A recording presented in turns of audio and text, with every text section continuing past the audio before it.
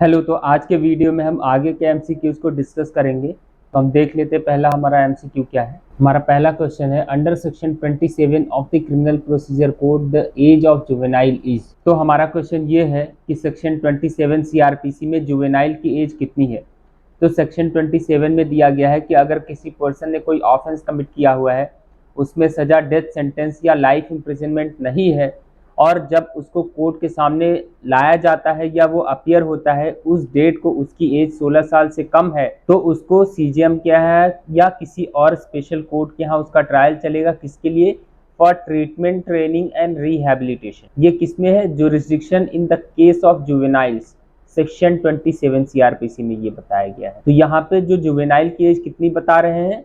16 साल से कम। तो हमारा आंसर क्या हो जाएगा? Under 16 years. तो यहाँ पे option A, under the age of 16 years is correct answer. तो ऑप्शन ए इज करेक्ट। हमारा नेक्स्ट क्वेश्चन है, which one of the following section of the criminal procedure code is related to juvenile jurisdiction. इसके पहले वाला question में हम लोगों ने देखा कि सेक्शन 27 में बताया गया है jurisdiction in the case of juveniles, इसमें कि कोई पर्सन है, उसने कोई ऑफेंस कमिट किया हुआ है जिसमें डेथ सेंटेंस और लाइफ इम्प्रिजनमेंट की सज़ा नहीं है, तो जिस डेट को वो कोर्ट के सामने अपीयर होता है या लाया जाता है, उस डेट को उसकी एज 16 साल से कम है, तो सीजीएम के यहाँ या किसी स्पेशल कोर्ट के यहाँ उसका ट्रायल चलेगा। किसके लिए? For treatment, training and rehabilitation. तो यहाँ पे jurisdiction in the case of juveniles कौन से सेक्शन में है? Section 27। Option C is correct. हमारा नेक्स्ट क्वेश्चन है, which one of the following sections of the criminal procedure code 1973 provides sentence of imprisonment by the court of magistrate in default of fine. तो हमारा question ये है कि कोई person है, उसको फाइन इम्पोज किया गया है और वो फाइन नहीं दे पाता है, तो उस फाइन के बदले में उसको कितनी सजा होगी। ये कौन से सेक्शन में दिया गया है? तो आप सेक्शन 30 एक बार देख लीजिए, उसमें दिया गया है। सब सेक्शन 1 में ये बातें बताई गई हैं कि उस पर्सन को उस फाइन नहीं देने के बदले कितनी सजा होगी।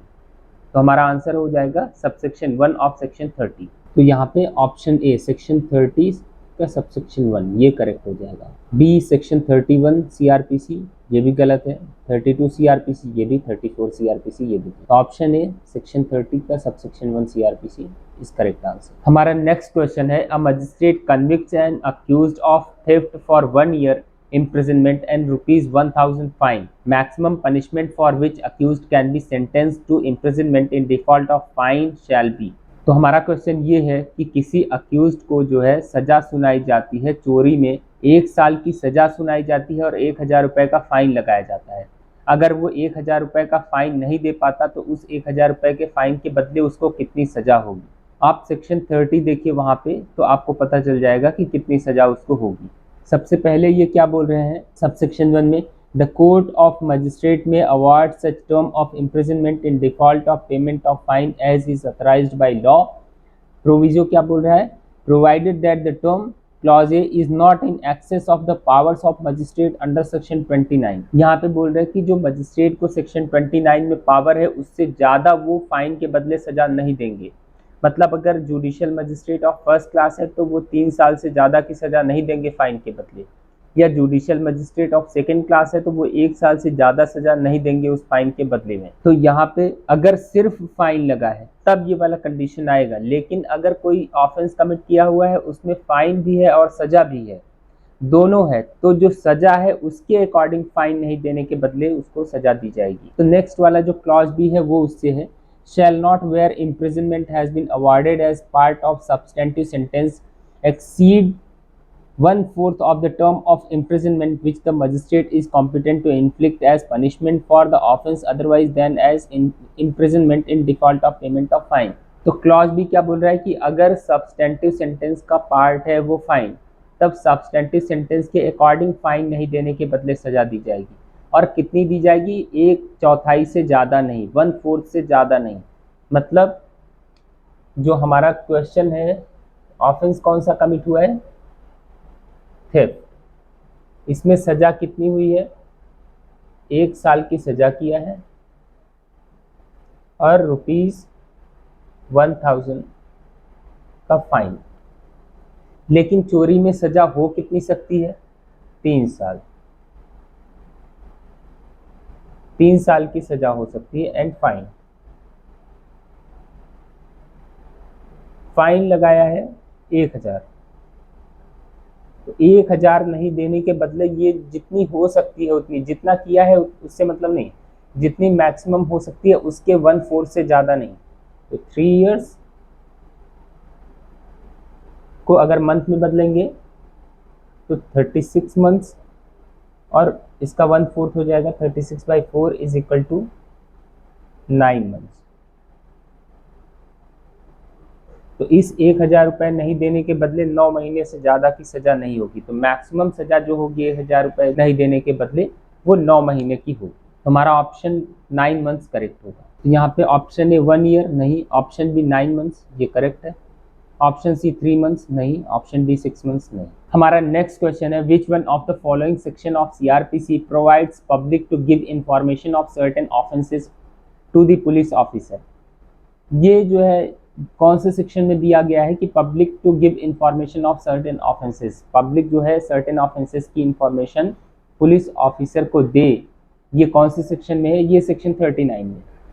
ये हमारा नेक्स्ट क्वेश्चन है under which section of CRPC a police officer can arrest a person without an order from a magistrate and without a warrant. यहाँ पे हमारा क्वेश्चन क्या है कि कौन से सेक्शन में पुलिस ऑफिसर किसी पर्सन को बिना मजिस्ट्रेट के ऑर्डर के और बिना वारंट के अरेस्ट कर सकते हैं। तो ये हमारा जो है सेक्शन 41 CRPC है, जिसमें पुलिस ऑफिसर किसी पर्सन को बिना मजिस्ट्रेट के ऑर्डर के और बिना वारंट के अरेस्ट कर सकते हैं। इसी तरह आगे है कि police officer non cognizable offences में कब किसी पर्सन को अरेस्ट कर सकते हैं, ये सेक्शन 42 CRPC में है। सेक्शन 43 CRPC में है कि कोई प्राइवेट पर्सन है वो किसी पर्सन को कब अरेस्ट कर सकते हैं। सेक्शन 44 CRPC में है कि कब मजिस्ट्रेट किसी पर्सन को अरेस्ट कर सकते हैं। तो ये सीक्वेंस में ये, तो ऑप्शन 41 CRPC इज करेक्ट। यहाँ पे option D is correct. Option A 42, option B 40, option C 51 कोई सही नहीं है। Option D 41 CRPC is correct. हमारा नेक्स्ट क्वेश्चन है A police officer has the power to arrest any person without an order from a magistrate or warrant of arrest if he has reason to suspect his complicity in a cognizable offence punishable with imprisonment which may extend to 7 years, provided that he is satisfied for reasons in writing that such arrest is necessary. Statement first क्या है? To prevent such person from committing any further offence. Second statement, for proper investigation of the offence. Third statement, to prevent such person from tampering with or causing the evidence of the offence to disappear. Fourth statement है to compel the absconding co-accused to surrender. तो हमारा question ये है कि अगर किसी person ने कोई कॉग्निजेबल ऑफेंस कमिट किया हुआ है जिसमें 7 साल तक की सजा है और पुलिस ऑफिसर को लगता है कि हाँ उसने वो ऑफेंस कमिट किया हुआ है, तो कब पुलिस ऑफिसर उस पर्सन को बिना मजिस्ट्रेट के ऑर्डर के और बिना वारंट के अरेस्ट कर सकते हैं। 4 स्टेटमेंट्स इसमें दिए गए हैं। तो देखिए आप अगर सेक्शन 41 CRPC देखिए तो उसमें दिया गया है कि अगर किसी पर्सन ने कोई कॉग्निजेबल ऑफेंस पुलिस ऑफिसर की प्रेजेंस में कमिट किया है तो पुलिस ऑफिसर उसको अरेस्ट कर सकते हैं बिना मजिस्ट्रेट के ऑर्डर के और बिना वारंट के। उसी में क्लॉज बी में सबसेक्शन 1 ऑफ सेक्शन 41 CRPC के क्लॉज बी में बताया गया है कि अगर कोई पर्सन है उसके अगेंस्ट में रीजनेबल कंप्लेंट की गई है, क्रेडिबल इंफॉर्मेशन रिसीव हुआ है या रीजनेबल सस्पिशन एग्जिस्ट होता है कि उसने कोई कॉग्निजेबल ऑफेंस कमिट किया हुआ है जिसमें 7 साल तक की सजा या उससे कम है, और पुलिस ऑफिसर को उसके बेसिस पे लगता है कि हाँ उसने वो ऑफेंस कमिट किया हुआ है और पुलिस ऑफिसर को लग रहा है कि उसका अरेस्ट करना इसलिए ज़रूरी है जिससे कि पहला वो कोई आगे ऑफेंस ना कमिट करे, सेकंड प्रॉपर इन्वेस्टिगेशन के लिए, थर्ड जो उसमें एविडेंस है उसको वो टेम्पर ना करे, डिसअपियर ना करे, फोर्थ है कि कोई और पर्सन जिसको उस केस के बारे में जानकारी है और वो पुलिस ऑफिसर या कोर्ट को देगा लेकिन जो ऑफेंस कमिट किया है पर्सन वो उसको ऐसा करने नहीं देगा, फिफ्थ उसकी प्रेजेंस सिक्योर करने के लिए कोर्ट में। तो इन सब बेसिस पे वो पुलिस ऑफिसर उस पर्सन को बिना मजिस्ट्रेट के ऑर्डर के और बिना वारंट के अरेस्ट कर सकते हैं। तो देखिए हमारा ऑप्शन जो है उसमें statements first second and third correct हो जाएगा, फोर्थ स्टेटमेंट गलत है तो उसको छोड़ करके first second and third statements correct. तो यहाँ पे to prevent such person from committing any further offence correct है, कवर हो रहा है। फॉर प्रॉपर इन्वेस्टिगेशन करेक्ट है। To prevent such person from tampering with or causing the evidence of the offence to disappear correct है। To compel the absconding को accused to surrender ये उसमें cover नहीं हो रहा है तो इसको छोड़ करके तो ऑप्शन हमारा सी करेक्ट हो जाएगा 1, 2 एंड 3। हमारा नेक्स्ट क्वेश्चन है under which of the following sections of the criminal procedure code police can arrest an accused without warrant. तो यहाँ पे है कि कौन से सेक्शन में पुलिस ऑफिसर किसी पर्सन को बिना वारंट के अरेस्ट कर सकते हैं। इसका सीधा सा आंसर है सेक्शन 41 सीआरपीसी। हमारा नेक्स्ट क्वेश्चन है which section of the code of criminal procedure authorises a private person to arrest any person committing cognizable offence. तो हमारा क्वेश्चन ये है कि प्राइवेट पर्सन को कौन से सेक्शन में पावर मिली है कि वो किसी पर्सन को जिसने कॉग्निजेबल ऑफेंस कमिट किया है अरेस्ट कर सकते हैं।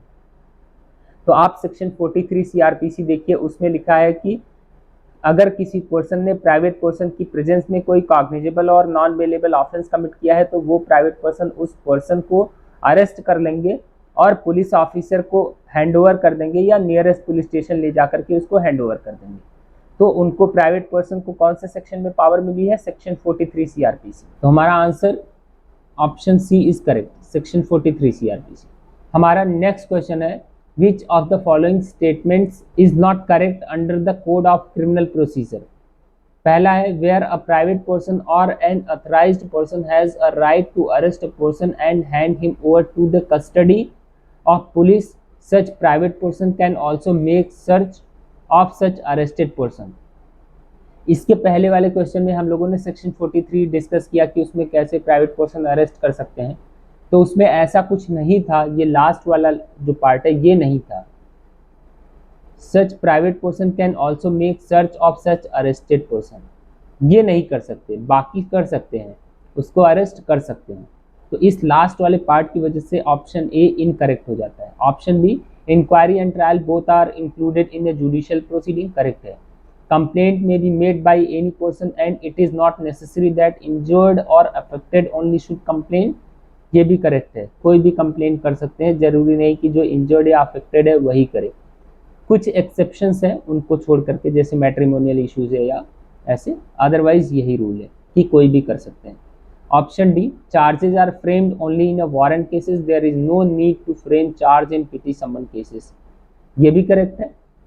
तो हमारा ऑप्शन ए करेक्ट हो जाता है इस क्वेश्चन के लिए, means option A is incorrect. तो इस क्वेश्चन में जो हमारा लास्ट वाला ऑप्शन है उसमें है कि अगर समन ट्रायल है तो उसमें चार्जेस फ्रेम करने की ज़रूरत नहीं है। तो आप सेक्शन 251 सीआरपीसी एक बार देख लीजिए, उसमें लिखा है it shall not be necessary to frame a formal charge. तो यहाँ पे हमारे 10 एमसीक्यूज कवर हो जाते हैं। बाकी के एमसीक्यूज हम आगे के वीडियोज़ में डिस्कस करेंगे इसी सीक्वेंस में सेक्शन वाइज। Thank you.